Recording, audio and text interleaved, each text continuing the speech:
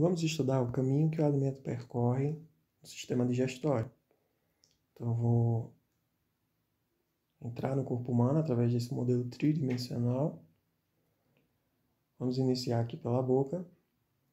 Bom, nós levamos o alimento até a boca usando as mãos. Esse alimento ele vai ser triturado pelos dentes, tá? E ele vai ser misturado à saliva através da língua. A saliva é uma importante estrutura que permite a lubrificação do alimento, facilitando a mastigação. E na saliva nós temos enzimas, né, que são proteínas, que vão iniciar o processo de digestão já no interior da cavidade oral. Aí vocês devem estar se perguntando, onde a saliva é produzida? A saliva é produzida por 3 pares de glândulas, basicamente. São elas as parótidas, as sublinguais,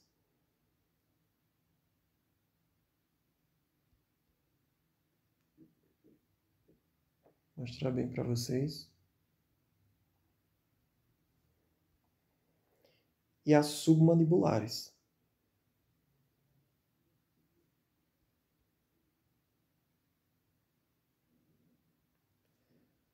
Observem que estas 3 glândulas, esses 3 pares de glândulas, possuem ductos que vão levar essa saliva até o interior da cavidade oral. Perfeito?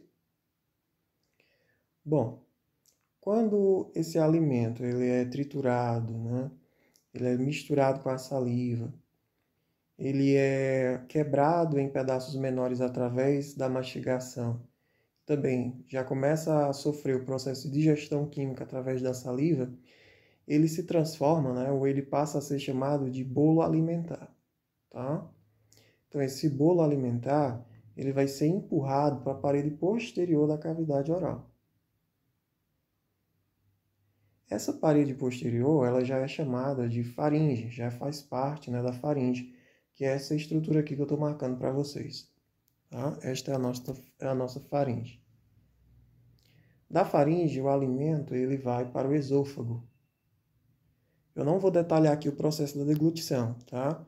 No final desse vídeo é que vocês vão estudar a deglutição em detalhes. Inclusive, vão verificar como é que ocorre o engasgo, por que ele ocorre, tá? Qual o mecanismo de proteção para que esse alimento ele seja expulso aí do início das vias respiratórias. Aqui nós vamos estudar mais o percurso, né, o caminho do alimento no sistema digestório.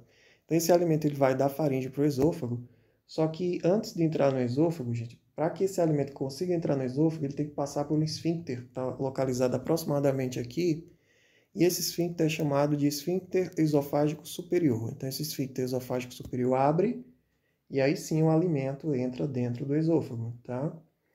E ele percorre toda a extensão desse esôfago através de movimentos peristálticos, movimentos estes que são involuntários. Então o esôfago ele vai levar esse alimento até o estômago, perfeito? Através desses movimentos peristálticos que são tão potentes que são capazes, né, de levar esse alimento até o estômago mesmo que a pessoa esteja de cabeça para baixo. É isso mesmo, tá? Então, do esôfago, esse alimento vai para o estômago. Na região anterior aqui, gente, não dá para a gente ver bem o estômago. Para quem não conhece o estômago, ele é este órgão que eu vou marcar para vocês, olha só. Esse é o estômago, tá? Mas na região posterior, que é a região de trás do nosso corpo, dá para a gente observar bem o encontro, né, do esôfago com o estômago. Na parte inferior do esôfago, para que o alimento entre dentro do estômago, ele precisa passar primeiro por um outro esfíncter. Este esfíncter está localizado nesta região que eu marquei para vocês, e ele é chamado de esfíncter gastroesofágico, ou ainda de esfíncter esofágico inferior. Quando este esfíncter é lesionado, o que acontece? O alimento ele começa a voltar do estômago para o esôfago, um processo que a gente chama de, exatamente, refluxo gastroesofágico. Esse alimento, quando ele volta para o esôfago, ele volta juntamente com o ácido do estômago, né? E esse ácido vai lesionar a parede do esôfago, que não está pronta para receber esse ácido. Perfeito? Então, cuidar da integridade do esfíncter gastroesofágico é fundamental para que nós não tenhamos, né, esse refluxo gastroesofágico. Quando o estômago está muito cheio, para aquelas pessoas que comem, né, até ficar estourando, o que acontece? Esse alimento em grande quantidade no estômago exerce pressão sobre o esfíncter gastroesofágico e aí não tem jeito. O alimento ele acaba voltando para o esôfago, né, e provocando aquela sensação de azia, aquela sensação de desconforto, até às vezes de dor no peito, né? Tá certo? Gente, então o alimento ele entra no estômago, como vocês podem observar na imagem. Eu estou dando um giro aqui para vocês observarem mais a posição do estômago. E do estômago, esse alimento ele vai para a primeira porção do intestino delgado, que é chamada de duodeno, que é essa daqui que eu estou marcando para vocês. Esse aqui é o duodeno, a primeira porção do intestino delgado, tá? Mas para entrar no duodeno, existe um outro esfíncter, que é o esfíncter pilórico, que fica localizado nessa região aqui, tá? Então, o alimento ele precisa passar pelo esfíncter pilórico para entrar dentro do duodeno. E este esfíncter é super importante porque ele impede que o alimento do duodeno volte aqui para dentro do nosso estômago, o que não seria nada interessante. Perfeito? Então, não vamos esquecer do nosso esfíncter pilórico, que fica localizado nessa região aqui, entre o estômago e o duodeno, que é a primeira porção do intestino delgado. Ah, professor, o senhor repete muito os nomes. É para vocês irem fixando aos poucos, tá? O duodeno é a região mais importante do intestino delgado. Por quê? Porque o duodeno ele recebe o suco pancreático e ele também recebe a bile. Calma que eu vou explicar para vocês. O que acontece? O pâncreas, que é esse órgão em amarelo, que eu estou marcando agora, ele produz uma substância chamada de suco pancreático e joga esse suco pancreático aqui dentro do duodeno. Esse suco pancreático vai ser extremamente importante para a digestão, tá? Então, se você tiver qualquer problema no pâncreas, né, que impeça a produção desse suco pancreático que vai ser jogado no duodeno, você começa a ter problema também na digestão. Além disso, o duodeno recebe a bile. A bile é uma substância que é produzida no fígado. O fígado é este órgão aqui que eu estou marcando para vocês, olha só. Tá? Então, a bile é produzida no fígado. A bile ela sai do fígado e vai para a vesícula biliar. Tá? Na vesícula biliar, a bile ela vai ser armazenada e concentrada. Perfeito? Da vesícula biliar, a bile ela vai, através de alguns canais, lá para o nosso duodeno. Perfeito? Então, o duodeno ele recebe tanto o suco pancreático que foi produzido no pâncreas, como recebe também a bile, que é produzida no fígado, concentrada e armazenada na vesícula biliar, né, e lançada dentro desse duodeno. Perfeito? Do duodeno, o alimento ele vai para a segunda porção do intestino delgado, também chamado de intestino fino, que a gente chama de jejuno. Então, a segunda porção do intestino delgado é chamada de jejuno. Do jejuno, o alimento ele vai para a última porção do intestino delgado, que é chamada de íleo, tá? Eu vou mostrar aqui a imagem anterior do nosso corpo, a parte anterior, para que a gente possa observar a última porção do íleo, a última porção do intestino delgado, que é essa região aqui, tá? Perfeito. Do íleo, esse alimento ele vai entrar aqui no intestino grosso, tá? Mas, para entrar no intestino grosso, esse alimento ele tem que passar por mais um esfíncter que fica localizado nessa região aqui, que é o esfíncter iliocecal. Vamos repetir? Para o alimento passar do intestino delgado, né, passar do íleo para o intestino grosso, ele precisa passar pelo esfíncter iliocecal. Por que iliocecal? É porque, gente, a primeira porção aqui do intestino grosso a gente chama de seco, tá? Como essa porção é chamada de seco, a gente chama esse esfíncter aqui de esfíncter iliocecal. Vocês devem estar se perguntando, professor, não? O que é essa estrutura aqui? Essa estrutura, gente, é o famoso apêndice.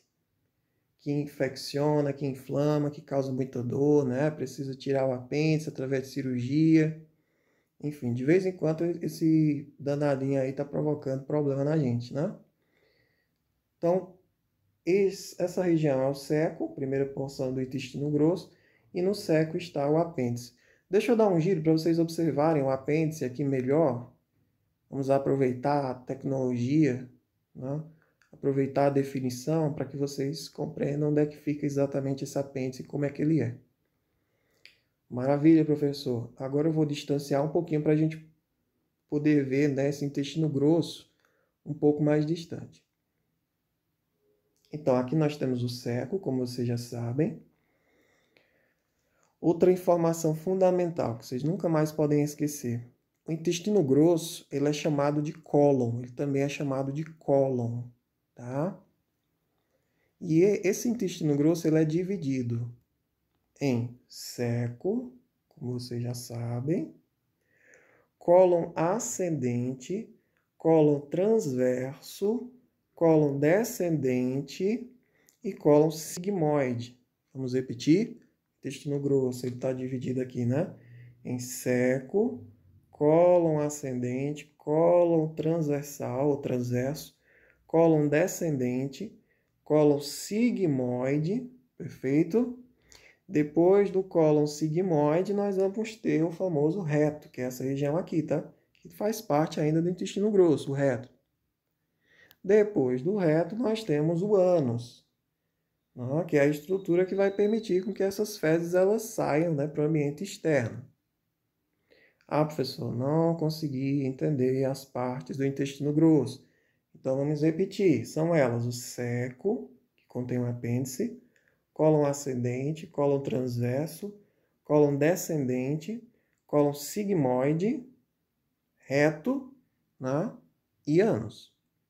Estas são as porções do intestino grosso. E o caminho que o alimento percorre também, né, até sair do nosso corpo. Maravilha? Vamos recapitular o caminho do alimento. Boca, tá?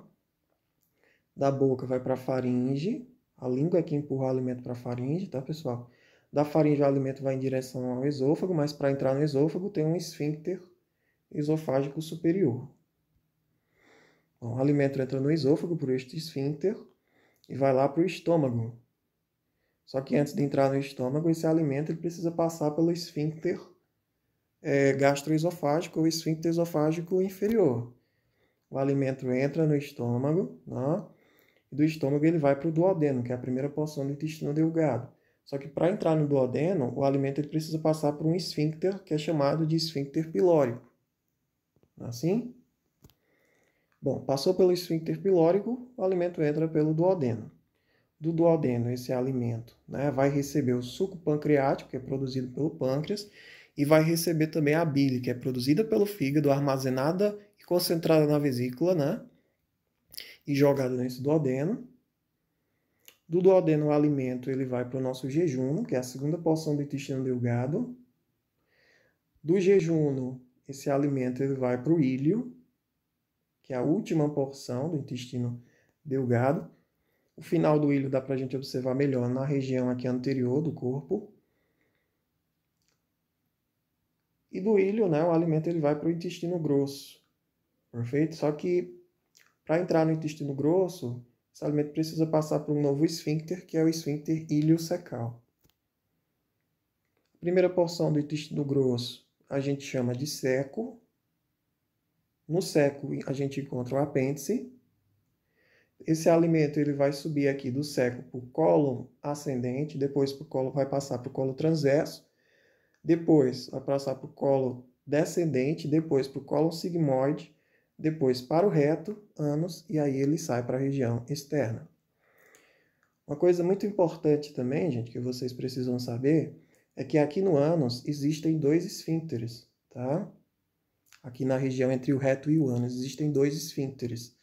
Um esfíncter interno e um esfíncter externo. Maravilha? Outra curiosidade, que é extremamente importante, que vocês não podem sair desta aula sem saber, é que a terminação "ite", ela se refere a doenças provocadas, né, doenças inflamatórias. Então, por exemplo, o que seria colite? Colite é a inflamação do intestino grosso, né? Já que o intestino grosso ele também recebe o nome de cólon. Colite é a inflamação do intestino grosso. O que seria retocolite? É a inflamação no reto e no cólon. Não é verdade? O que seria, gente, gastrite? Gastrite é a inflamação do estômago, provocada ou por diminuição da produção de muco, ou por aumento, né, da produção de ácido, ou mesmo por conta da Helicobacter pylori, da H. pylori, né, que provoca danos aí na parede do estômago. E esse suco ele vai continuar, ele vai ter, né, a função de provocar dano nessa mucosa ainda mais aumentada por essa lesão provocada por essa bactéria. Então, gastrite, terminação "ite", significa inflamação, gastrite é a inflamação do estômago. Professor, então hepatite é inflamação do fígado? Exatamente. Hepatite é a inflamação no fígado, normalmente provocada por agentes infecciosos, por vírus. Você tem o vírus da hepatite A, hepatite B, hepatite C, hepatite D. Tá? Mas vocês precisam saber que a terminação "ite" se refere à inflamação. Então, hepatite é a inflamação no fígado. O que seria esofagite? Esofagite é inflamação no esôfago. Muito simples, né, pessoal? E por aí vai. Eu vou mostrar para vocês, só que um pouco melhor, já que a gente está com esse modelo tridimensional maravilhoso, né? A questão da vesícula biliar. Vou mostrar aqui para vocês, ó. Essa é a danada da vesícula biliar. Professor, é nela que acontecem os cálculos, né? As pedras, que a gente chama de pedra na vesícula, ou de cálculo na vesícula. Então, essa é a danada da vesícula, né? Exatamente, gente. Essa é a danada da vesícula, essa estrutura em verde, esse órgãozinho em verde. Observe que a vesícula, ela fica aí, né? É uma estrutura que está intimamente ligada ao fígado. E a vesícula ela serve para armazenar e para concentrar a bile, que é uma substância extremamente importante para a digestão. Essa bile ela vai da vesícula através de tubos, né, até o nosso duodeno. Então, pessoas que retiram a vesícula, elas têm um problema sério na digestão de gorduras. Elas têm dificuldade em digerir gorduras. Porque a bile ela vai ajudar, né, na digestão dessas gorduras. Perfeito? Bom, acho que não tem nada mais para que eu possa comentar. Era isso. Muito obrigado. Agora assista um vídeo sobre a deglutição.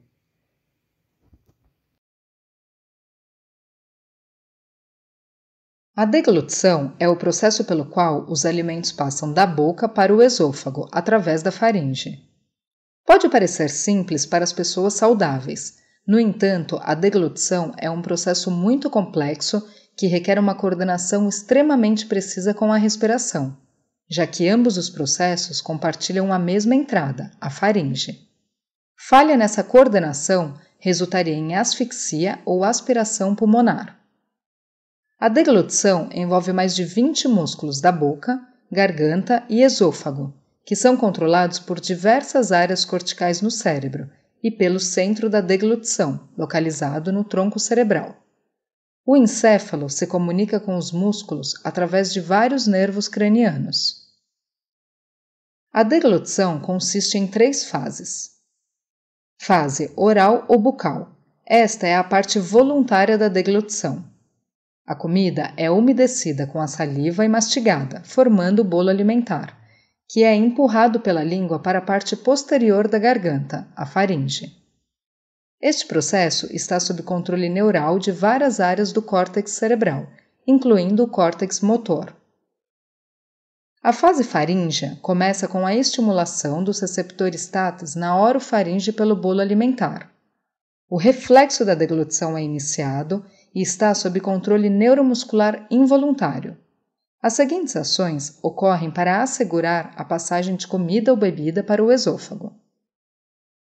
A língua bloqueia a cavidade oral para evitar que a comida retorne para a boca. O palato mole bloqueia a entrada para a cavidade nasal. As pregas vocais se fecham para proteger as vias aéreas. A laringe é puxada para cima e ocorre a inclinação da epiglote, fechando a entrada da traqueia. Esta é a etapa mais importante, pois a passagem de alimentos para os pulmões pode ser potencialmente fatal. O esfíncter superior do esôfago se abre para permitir a passagem para o esôfago. Fase esofágica. O bolo alimentar é impulsionado para o esôfago pelos movimentos peristálticos, que são ondas de contração muscular que empurram o bolo alimentar para frente. A laringe se move para baixo, retornando à posição inicial. Agora que vocês entenderam o que acontece, né? O caminho do alimento no sistema digestório, o processo de deglutição um pouco mais aprofundado, vamos entender de fato o que ocorre na cavidade oral e no esôfago, no estômago, no intestino delgado, no intestino grosso e também como é que funcionam os esfíncteres anais. Vamos ver quais são as substâncias que são produzidas e a importância delas, né? Inicialmente nós vamos ver aqui, estudar a cavidade oral e o esôfago, depois o estômago, tá? Depois o intestino delgado, o intestino grosso e, por último, os esfíncteres anais. Vamos começar aqui pela cavidade bucal e esôfago. Então, a partir daqueles 3 pares de glândulas que nós já estudamos, ocorre a produção de saliva. A saliva ela é composta basicamente por água. Mas nela nós temos também elementos inorgânicos, como cloreto, bicarbonato, fosfato, iodeto, fluoreto, sódio, potássio e cálcio. Na saliva nós também temos a presença de enzimas. Para quem não sabe, as enzimas são proteínas. Bom, quais são as enzimas presentes na saliva? A lisozima, que desestrutura a parede de células bacterianas, né, que serve para desestruturar as paredes das células bacterianas. A lactoferrina, que é uma enzima que vai se ligar ao ferro, podendo inibir o crescimento bacteriano. Nós temos a famosa amilase salivar, também conhecida como pitialina, que serve para quebrar carboidratos grandes, que a gente chama de polissacarídeos, em pedacinhos menores, que a gente chama de maltose. Nós devemos saber que essa amilase salivar, ela vai ser destruída, ela vai ser degradada quando ela entrar no estômago, né? Quando ela entrar em contato com o ambiente ácido do estômago. E nós temos ainda a lipase lingual, que é uma enzima que vai quebrar lipídios. Para quem não sabe, lipídios são as gorduras, os óleos e as ceras. Então, a lipase lingual vai quebrar os lipídios em pedacinhos menores, que a gente chama de glicerol e ácidos graxos, tá? Essa lipase lingual ela vai ficar ativa, ela permanece ativa em todo o trato gastrointestinal. O pH da saliva fica em torno de 6,4 até 7,5, ou seja, a saliva ela é basicamente neutra em termos de pH, tá? 2 dicas importantes em termos de cavidade oral é que o alimento deve ser mastigado pelo menos de 30 a 50 vezes, a depender da consistência desse alimento. Em média, o ideal é que a gente mastigue pelo menos umas 32 vezes, tá? Isso vai ajudar demais no processo de digestão desse alimento. Nós temos que fazer vingar a função dos nossos dentes, que é justamente triturar o alimento. Então, quanto mais esse alimento for triturado pelos dentes, melhor vai ser o processo de digestão, né, no estômago e no intestino. Então, muitas vezes a pessoa ela tem algum problema relacionado à digestão que é causado, muitas vezes, por ela não mastigar a quantidade de vezes, né, adequada. E aí você consegue resolver o problema da pessoa só dando essa orientação para ela. Não é lindo isso? Outra dica também é que nós não podemos comer e ao mesmo tempo ficar bebendo água. Por quê? Porque essa água ela dilui o suco gástrico lá no estômago, ela dificulta dessa forma o processo de digestão. E pior ainda é a pessoa ficar comendo e tomando suco, porque o suco normalmente ele é gelado, diminuindo o metabolismo do estômago, né? Ele contém açúcar, que também vai lentificar o processo de digestão no estômago, além de conter basicamente água, que vai diluir esse suco gástrico. Então, o suco, junto com a comida, junto à comida, é terrível em termos de digestão, em termos de qualidade de digestão. Então, também você pode estar orientando a pessoa, e isso às vezes resolve, né, o problema dela. Orienta da seguinte forma: mastiga a quantidade de vezes, né, recomendada e também não bebe água enquanto come. Vai ajudar demais. Na cavidade oral, em termos de digestão, ocorre principalmente a digestão dos carboidratos através da amilase salivar ou da pitialina, tá? Também conhecida como pitialina. Aí vocês devem estar me perguntando, mas professor, o senhor falou da lipase lingual e disse que ela serve para quebrar, né, os lipídios, que são as gorduras dos olhos e as ceras. Mas essa digestão de lipídios na boca, ela é muito tímida, ela é quase nula, tá? Na boca não ocorre absorção de nutrientes. Então, a absorção dentro da cavidade oral, ela é nula. Vocês devem estar se perguntando, não, mas tem alguns comprimidos que a gente pode estar usando pela via de administração sublingual, né? E essas substâncias, elas vão cair na nossa corrente sanguínea. Esses componentes, né, eles vão cair na nossa corrente sanguínea. Não, mas aqui nós estamos falando de outra coisa, tá? Na boca, não ocorre, em termos de absorção, não ocorre nenhuma absorção de nutrientes. Em termos de motilidade, na boca acontece o processo de mastigação, que é super importante para a digestão, e também ocorre o processo da deglutição, que nós já vimos um pouco mais aprofundado, né, a partir de um vídeo ilustrativo. Esse alimento, ele é empurrado, né, esse bolo alimentar, ele é empurrado pela língua para a faringe, e da faringe esse alimento ele vai para o esôfago. Só que antes de entrar no esôfago, esse alimento precisa passar por um esfíncter, que é o esfíncter esofágico superior. Esse esfíncter se abre, assim, e aí esse alimento passa para dentro do esôfago. Esse alimento ele é levado do esôfago até o estômago. Tá? Isso acontece por movimentos peristálticos.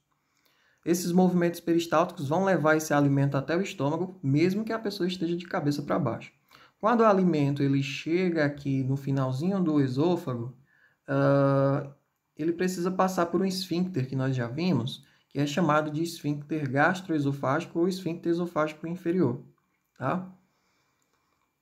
Danos desse esfíncter, como nós vimos, né, provocam o famoso refluxo gastroesofágico. Beleza, agora vamos estudar o estômago. Tá? Quais são as substâncias que são produzidas no estômago, a importância dessas substâncias e como é que a gente pode cuidar, né, da questão da saúde do estômago. Perfeito? Então eu vou deixar rodando aqui para vocês irem observando o estômago em termos de anatomia. Vamos lá, vamos falar das secreções do estômago. O estômago ele vai secretar muco e bicarbonato através de células que a gente chama de células mucosas superficiais. E esse muco, junto com esse bicarbonato, ele serve como uma barreira física, né, que vai proteger essas células contra o ácido estomacal. Óbvio que o estômago também ele vai produzir o ácido clorídrico juntamente com o fator intrínseco. Esse ácido clorídrico, né, como a gente sabe, é o que vai dar a caracterização do suco gástrico, de ser muito ácido. Ele é ácido por conta do ácido clorídrico, tá, pessoal? Observem o seguinte, o ácido clorídrico ele é produzido juntamente com o fator intrínseco em células que a gente chama de células parietais. O fator intrínseco ele serve para que ocorra a correta absorção da vitamina B12. Então, o fator intrínseco ele se liga, né, ele se combina à vitamina B12 para permitir a sua correta absorção. Se nós não produzimos fator intrínseco, ou se essa produção é muito baixa, nós temos dificuldade de absorver a vitamina B12 e aí nós acabamos desenvolvendo uma anemia por deficiência de vitamina B12. Perfeito? Lembrem-se que é nas células parietais que ocorre tanto a produção de ácido clorídrico quanto a produção do fator intrínseco. O ácido clorídrico ele está muito ligado, né, intimamente ligado com a produção de fator intrínseco. Então, o que é que o omeprazol ele faz? Ele diminui a produção de ácido clorídrico e, diminuindo a produção de ácido clorídrico, ele também diminui a produção de fator intrínseco. Ou seja, o omeprazol ele vai causar, a longo prazo, a anemia por deficiência de vitamina B12, já que a vitamina B12 não vai conseguir ser absorvida por falta do fator intrínseco. Certo? Outra secreção que ocorre no estômago é a secreção de pepsinogênio. Quando o pepsinogênio, né, que é produzido pelas células principais, ele chega no ambiente ácido do estômago, ele é convertido em pepsina. Tá? E essa pepsina ela é muito importante porque ela serve para quebrar proteínas em pedaços menores. Em pedaços que a gente chama de peptídeos. Vamos recapitular. O estômago, através das células principais, produz o pepsinogênio e esse pepsinogênio é levado até o interior do estômago. Quando ele chega no interior do estômago, ele encontra um ambiente muito ácido, no pH em torno de 2, tá? Esse ambiente ácido, com pH em torno de 2, ele é extremamente importante para que ocorra a conversão do pepsinogênio em pepsina. E essa pepsina vai fazer o processo de digestão das proteínas, vai começar, né, o processo também de digestão de proteínas. Então, essas proteínas vão ser quebradas por a pepsina em pedacinhos menores que a gente chama de peptídeos. Vamos pensar um pouquinho. Se o pepsinogênio, para ser convertido em pepsina, precisa encontrar um ambiente ácido, com pH em torno de 2, se o estômago não estiver produzindo ácido, então o pepsinogênio não vai ser convertido em pepsina e essa pepsina não vai poder fazer a digestão das proteínas, ou seja, a gente vai ter dificuldade de digerir proteínas. Esse é mais um dos problemas do omeprazol, tá?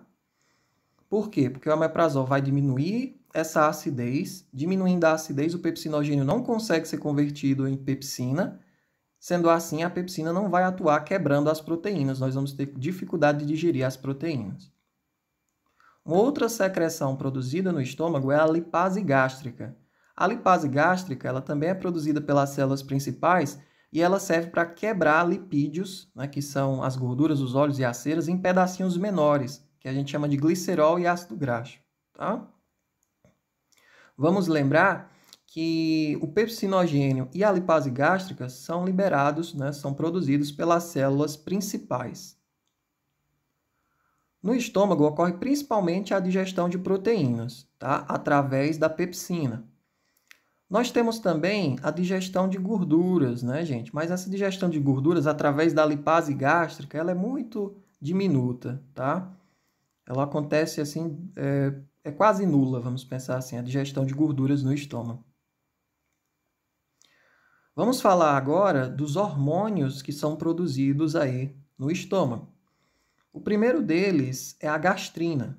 A gastrina é um hormônio que vai viajar pela corrente sanguínea, ela é produzida pelas células G do estômago, ela viaja pela corrente sanguínea e ela estimula as células parietais a produzir mais ácido clorídrico, tá?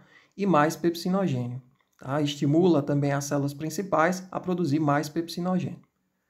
A gastrina, como eu disse a vocês, ela é produzida pelas células G do estômago. Vamos recapitular, a gastrina é um hormônio, tá? Que vai estimular as células parietais a produzir mais ácido clorídrico e vai estimular as células principais a produzir mais pepsinogênio. Esse pepsinogênio, quando encontra um ambiente ácido, com pH em torno de 2, se transforma em pepsina e vai digerir as proteínas. Essa é a função da gastrina, aumentar a produção de ácido e aumentar a produção de pepsinogênio. Tá? Um outro hormônio produzido no estômago é a somatostatina. A somatostatina ela tem praticamente o efeito contrário da gastrina. Então, se a gastrina aumenta a produção de ácido, a somatostatina, que é um hormônio, vai inibir a secreção do ácido do estômago. Tá? A somatostatina é um hormônio produzido nas células D do estômago. Um outro hormônio produzido também no estômago é a histamina. Qual é a função da histamina? Qual é a função desse hormônio chamado de histamina, que vai ser produzida, né, também por células do estômago, que são chamadas de células semelhantes às células enterocromafins? Bom, a função da histamina é estimular as células parietais a produzirem o ácido clorídrico. Então, a histamina ela vai aumentar a produção de ácido. Perfeito? Então, se você quiser aumentar a produção de ácido, é só você aumentar a produção de gastrina, que é um hormônio, e de histamina também, né? Que é outro hormônio. Tá? Existe uma sequência, gente, de saída do estômago para o intestino. Primeiro saem os carboidratos, depois saem, né, as proteínas e depois saem os lipídios. Existe essa sequência aí, tá? De saída do estômago para o intestino. Vocês devem estar se perguntando qual é o pH do suco gástrico. Bom, o pH do suco gástrico é em torno de 2. Alguns autores vão dizer que é de 1, né, até 3 o pH do estômago, mas normalmente, no geral, a gente tem o pH do suco gástrico sendo como em torno de 2, para que possa, de fato, ocorrer o processo de digestão da forma adequada. Quais são os alimentos que vão aumentar a produção de ácido no estômago? Vocês devem estar se perguntando isso, né?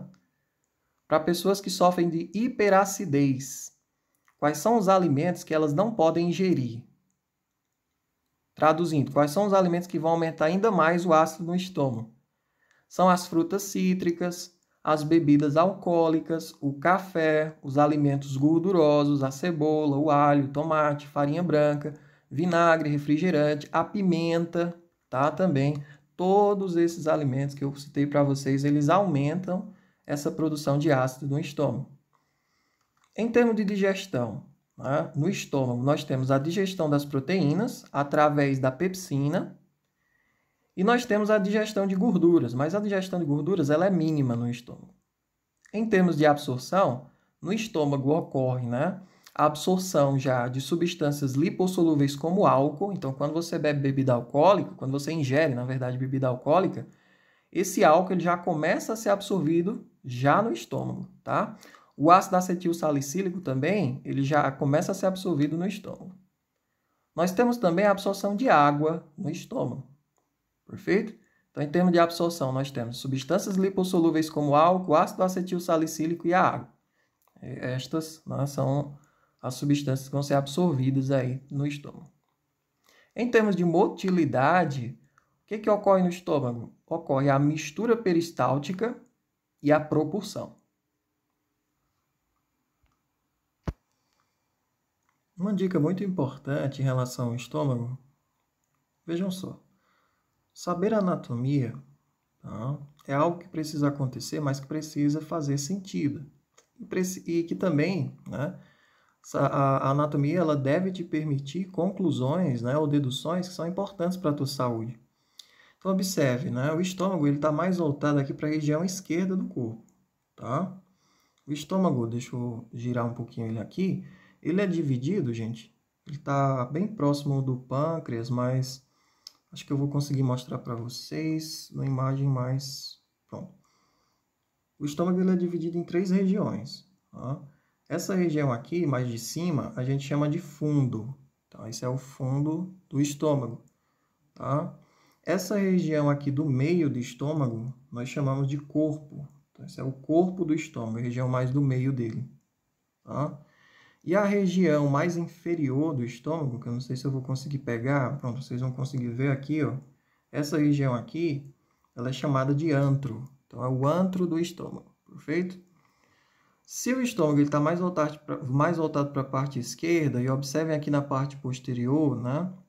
Se você deitar, quando você for dormir, com o estômago para baixo, ou seja, se você deitar colocando a parte esquerda do teu corpo encostada na cama, você vai fazer com que esse ácido ele fique um pouco distante aqui do esfíncter gastroesofágico. Isso vai, muitas vezes, diminuir aquela sensação de irritação gástrica, né? Aquela sensação da gastrite, e também vai impedir o refluxo gastroesofágico. Tá? Então, uma dica importante, pedir para a pessoa dormir virada com a região esquerda do corpo para a cama.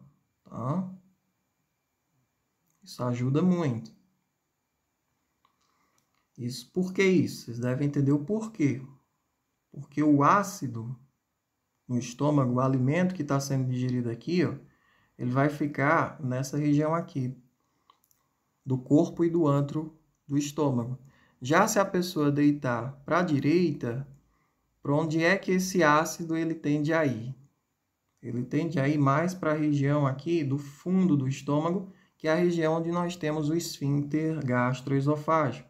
Isso aumenta o refluxo, tá? Isso aumenta aquela sensação de queimação. Uma outra dica é você não comer demais. Não comer para ficar empantufado, né, que as pessoas chamam.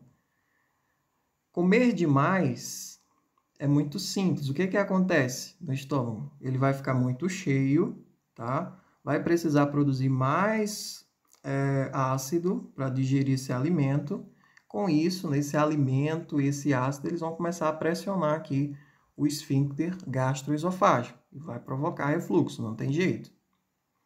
Além disso, ingerir muita comida junto com refrigerante, junto com bebida alcoólica, aí Vocês já devem ter percebido que é muito mais problemático. Perfeito?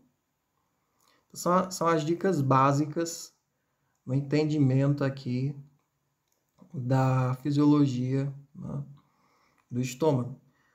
Certo.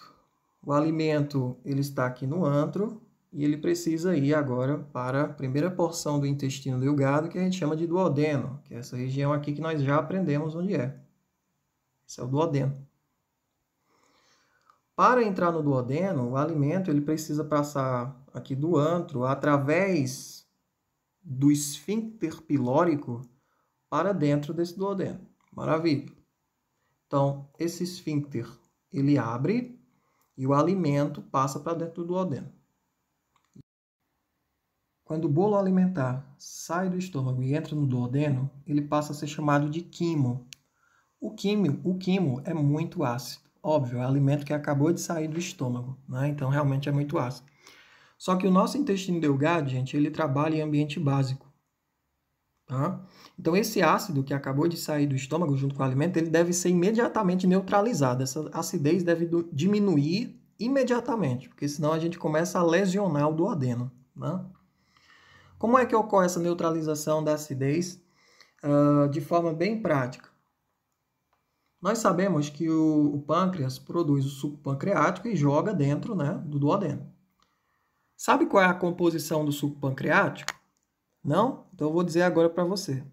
A composição do suco pancreático é bicarbonato de sódio, que vai servir justamente para neutralizar essa acidez, tripsina e quimiotripsina, que são enzimas que vão quebrar as proteínas em pedacinhos menores, né? A tripsina e a quimiotripsina, elas quebram as ligações peptídicas das proteínas. Nós temos a carboxilopeptidase, que vai agir sobre a extremidade C-terminal da cadeia polipeptídica, também quebrando essas proteínas em pedacinhos menores. Nós temos a amilase pancreática, que vai quebrar o amido em pedaços menores, chamados de maltose, que a gente chama de maltose. Nós temos a lipase pancreática, que vai quebrar os lipídios em pedaços menores, chamados de glicerol e ácido graxo. E nós temos ainda as nucleases, que vão quebrar os ácidos nucleicos, que são o DNA e o RNA, em pedacinhos menores chamados de nucleotídeos. Tá? Então, essa é a composição do suco pancreático.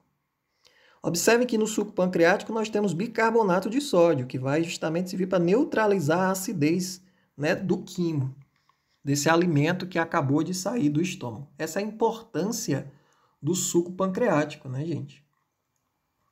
Perfeito. Mas, professor, tudo bem, a gente já neutralizou aqui, né? Já diminuiu bastante essa acidez no duodeno.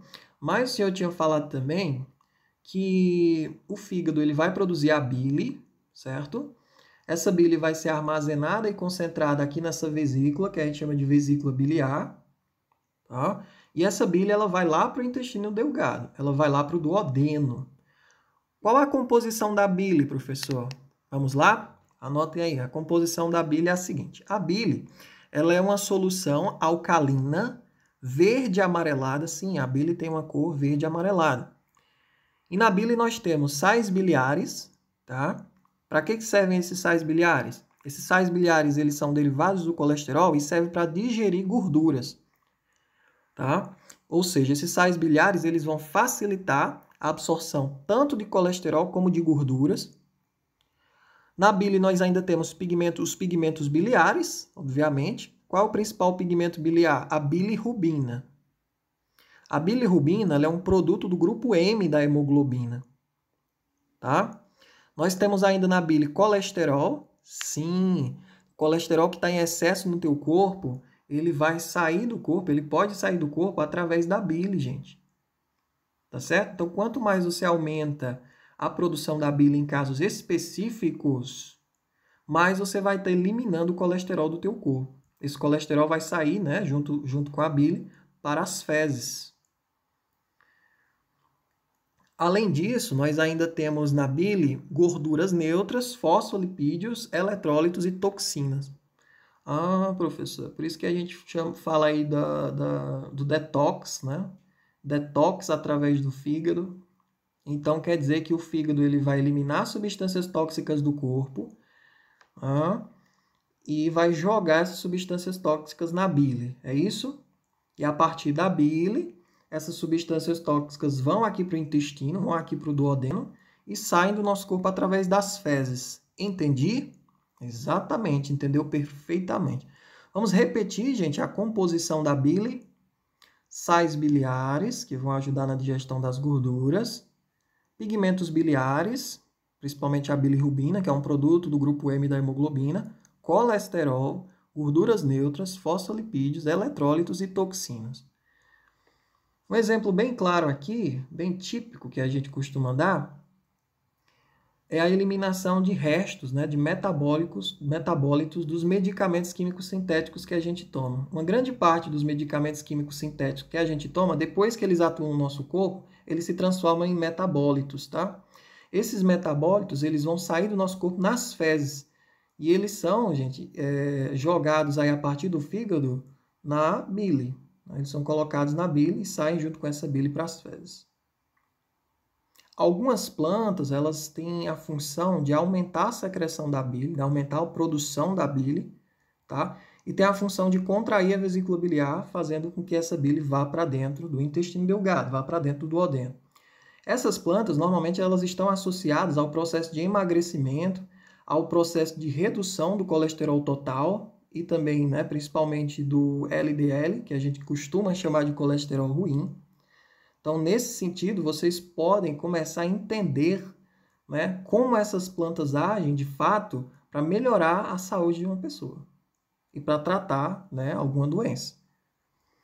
A vesícula biliar, né, o fígado, principalmente o fígado, ele está muito ligado a essa desintoxicação do organismo. E a bile, junto da bile, saem várias substâncias tóxicas e colesterol para as fezes. Gravem isso. Isso é muito importante. Perfeito. Agora, professor, que eu entendi, né, que o suco pancreático ele serve aí para neutralizar essa acidez desse alimento que acabou de sair do estômago e entrou no duodeno, entre várias outras funções. E agora que eu sei que a bile serve para digerir, ajudar na digestão das gorduras e também para que o corpo possa eliminar toxinas e também o colesterol, nós precisamos entender, pessoal, quais os hormônios que vão atuar, que vão ser produzidos no duodeno e também na segunda porção do intestino delgado, que a gente chama de jejum, na questão do controle do esvaziamento do estômago, tá? Na questão da contração da vesícula biliar, para que a bile saia da vesícula biliar, é preciso que essa vesícula biliar contraia. E também na questão da inibição da secreção de ácido no estômago. Existem hormônios, pessoal, que vão ser produzidos no duodeno e também na segunda porção do intestino delgado, que a gente chama de jejum, que são extremamente importantes nesse sentido. Vamos entender? Vamos ver quais são esses hormônios, estudar quais são esses hormônios. São 4, basicamente. Tá? Aliás, 5 hormônios. Entender o que cada um deles faz. A importância, assim, né, de cada um deles. O primeiro, todos esses que eu vou falar são produzidos pelo duodeno e pelo jejum, tá? O primeiro é a colecistocinina. A colecistocinina é um hormônio que estimula a secreção de enzimas pancreáticas, estimula a contração da vesícula biliar e inibe o esvaziamento gástrico e a secreção ácida. Essa é a função do hormônio chamado colecistocinina. Qualquer coisa, volta o vídeo para anotar. O próximo hormônio é a secretina. A secretina ela serve para estimular a secreção de bicarbonato e também para inibir o esvaziamento gástrico e a secreção ácida. Certo? O próximo hormônio é o peptídeo inibidor gástrico. Qual a função do peptídeo inibidor gástrico? É estimular a secreção de insulina e inibir o esvaziamento gástrico e a secreção ácida. Um outro hormônio muito importante é o peptídeo semelhante ao glucagon. O que faz o peptídeo semelhante ao glucagon? Ele estimula a liberação de insulina e inibe a liberação de glucagon e a função gástrica. Perfeito? O último hormônio produzido aí no duodeno, né, e no jejum, nas primeiras porções do intestino delgado, é a motilina. A motilina, pessoal, ela é liberada, é um hormônio que é liberado durante períodos de jejum, que provocam aquelas famosas contrações, aqueles famosos sons, né, no nosso intestino após o período de jejum. E essa motilina ela é liberada periodicamente, normalmente a cada 1,5 a 2 horas. Estes são os hormônios produzidos no intestino delgado. Vamos repetir: colecistocinina, secretina, motilina, peptídeo inibidor gástrico e o peptídeo semelhante ao glucagon, né, que tem estas funções que nós detalhamos. No intestino, existem enzimas que vão terminar de quebrar os nutrientes, ou seja, terminar de quebrar os carboidratos, terminar de quebrar as proteínas, tá? Terminar de quebrar os lipídios e terminar de quebrar os ácidos nucleicos. De forma bem simples, gente, o menor pedacinho da proteína a gente chama de aminoácido. O menor pedacinho do carboidrato a gente chama de monossacarídeo. O menor pedacinho do lipídio nós chamamos de ácido graxo e glicerol. Tá? São dois componentezinhos diferentes. Glicerol é uma coisa, ácido graxo é outra. E o menor pedacinho dos ácidos nucleicos a gente chama de nucleotídeos. Tá? Então, aqui no intestino delgado, nós temos enzimas que vão terminar de quebrar esses nutrientes nos pedacinhos mais pequenos deles. Vamos entender quais são essas enzimas presentes no intestino. São elas as aminopeptidases, tá? Que agem na extremidade N-terminal do polipeptídeo, a sacarase, que quebra a sacarose em glicose e frutose, a lactase, que quebra a lactose em glicose e galactose, a maltase, que quebra a maltose em glicoses livres. Nós temos ainda peptidases, né? Que quebram as proteínas em aminoácidos de forma geral. E nós temos as nucleases, que vão quebrar, né, o DNA, o RNA, nos pedacinhos menores, que a gente chama de nucleotídeos. Nucleotídeos, quase não sai. Perfeito? Então, estas são as enzimas que vão terminar de quebrar, né, esses nutrientes aí para que eles possam ser absorvidos, e para que eles possam cair na nossa corrente sanguínea, para que a gente aproveite a energia destes nutrientes. Maravilha? Entenderam? Vamos falar agora da questão da digestão no intestino delgado. No intestino delgado nós já sabemos que ocorre a digestão, né, de polipeptídeos, carboidratos, gorduras e ácidos nucleicos. Em termos de absorção, o intestino delgado é a região de fato onde vai ocorrer a maior parte da absorção desses nutrientes, né, gente? Então, no intestino delgado ocorre a absorção de aminoácidos, de pequenos peptídeos, de monossacarídeos, de ácidos graxos, né, do glicerol, dos monoacidogliceróis, do colesterol, de bases nitrogenadas, tá? De água, de íons, de minerais e também de vitaminas. Todos estes que eu citei vão ser absorvidos aqui, né? No intestino delgado, também chamado de intestino fino. Em relação à motilidade, no intestino delgado ocorre a mistura e a propulsão, principalmente por um mecanismo que a gente chama de segmentação. E ocorre também alguma peristalse. Maravilha? Vamos falar agora do intestino grosso. Nós sabemos que ao chegar aqui na última porção, né, do intestino delgado, esse alimento ele vai se deparar com o esfíncter, que é o esfíncter iliocecal. Após passar por esfíncter iliocecal, esse alimento ele cai no intestino grosso. Maravilha.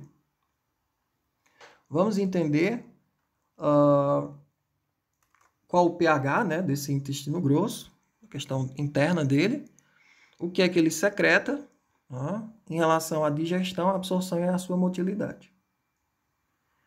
Vamos entender inicialmente qual é o pH do intestino grosso. O pH do intestino grosso fica em torno de 7,9 e 8,5. Então, é um pH, né, mais básico do que o pH do intestino delgado. Essa é a primeira informação importante.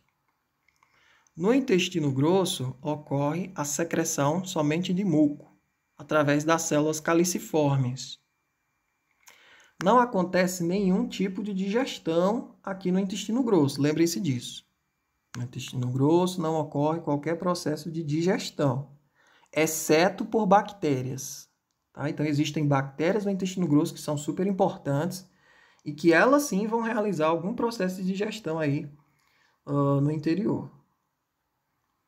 Em relação à absorção, o intestino grosso ele absorve íons, minerais, vitaminas, água, pequenas moléculas orgânicas, né, estas que são produzidas por bactérias intestinais. E vocês têm que entender, gente, que algumas bactérias do intestino grosso, elas ajudam a produzir as seguintes vitaminas: a vitamina K, B12, B1 e B2. Essa é uma pergunta muito típica que vocês precisam saber. Então, bactérias presentes no intestino grosso auxiliam na produção das vitaminas K, B12, B1 e B2. Maravilha? Principal função do intestino grosso, se a gente pudesse selecionar: absorver água e íons, tá? Água e minerais. Maravilha? Em relação à motilidade do intestino grosso, ocorre a mistura segmental, movimento de massa, né, para propulsão, que é o movimento de massa para propulsão. Em relação ao ânus, aqui no ânus nós temos dois esfíncteres, como eu já havia comentado para vocês. Existe o esfíncter externo, que a gente controla. Existe um outro esfíncter que é interno, que a gente não controla, que ele é relaxado quando as fezes elas chegam ao reto. Quando as fezes tocam a parede do reto, né, elas estimulam esse esfíncter interno, que é involuntário, a relaxar. Perfeito? Através do sistema nervoso. Então, o esfíncter externo é voluntário, a gente controla, e o esfíncter interno a gente não controla. Era isso, espero que vocês aproveitem todas as informações. Perfeito? Em termos de alguma curiosidade, deixa eu ver se eu me lembro aqui de uma. Sim, gente, em relação à diarreia, né? Na diarreia, a primeira coisa que você tem que pensar é em repor água e sais minerais, tá? Na diarreia, nós perdemos muito líquido, nós perdemos muitos eletrólitos, tá? Então, a primeira coisa que nós devemos fazer é dar soro para a pessoa. No soro, nós temos água e eletrólitos, que vão ser extremamente fundamentais para a manutenção da saúde da pessoa, perfeito? Mais alguma coisa, vocês verão nos próximos conteúdos e nos materiais de leitura. Grande abraço.